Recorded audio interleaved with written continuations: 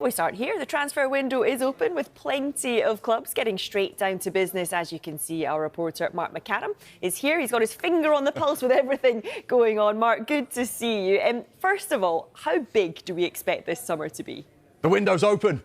Finally, teams can do transfer business, and this is going to take over our lives for the next 2.5 months. The World Cup and the transfer window. Does it get any better than this? Well, we've already seen a number of deals happen, but could this summer... Yeah, Carver, you would think City would have their pick of managers, so why Maresca? Well, Enzo Maresca is a brilliant manager. He is somebody who has worked at the City Football Group before. He was one of Pep Guardiola's assistants when City won the treble. He did a really good job at Leicester City, winning the championship there, getting them promoted. The players there loved him. Look at what's happened at Leicester City since he left. And by and large, he did a pretty good job at Chelsea as well. You can't look back at his time at Chelsea and say it was a complete success. There were lots of ups and downs. But at the end of the day, in his one full season in charge, Chelsea ended up qualifying for the Champions League, winning the Conference League and also winning the Club World Cup. It's been an open secret in the world of football that if Pep Guardiola is going to leave Manchester City, then Enzo Maresca would be the person who would be taking over from him. Arteta was another one of the apprentices, wasn't it? But things have developed a very different style of football to the one favoured by Pep at Manchester City. How different will Maresca be compared to Pep, or will he be more similar than maybe Arteta? I think he'll be similar. He plays a similar kind of football.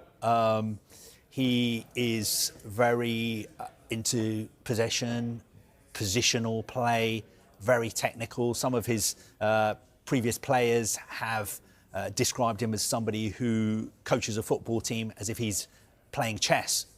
He's somebody who's incredibly hard-working. He spends most of his life at the training ground, poring over data, statistics, watching games from the past, and also one-on-one in a big game. I think he's one of the best managers in the business. I was at the Club World Cup final last summer in New York when Chelsea played PSG. That was a full-strength PSG team. Luis Enrique in the dugout. They did not know what had hit them because Enzo Maresca had come up with such a great plan of how to beat PSG. So I think if he gets the Manchester City job, he is somebody who can be a great success there. Obviously, it's going to be difficult to follow Pep Guardiola, but I think he has what it takes to do that.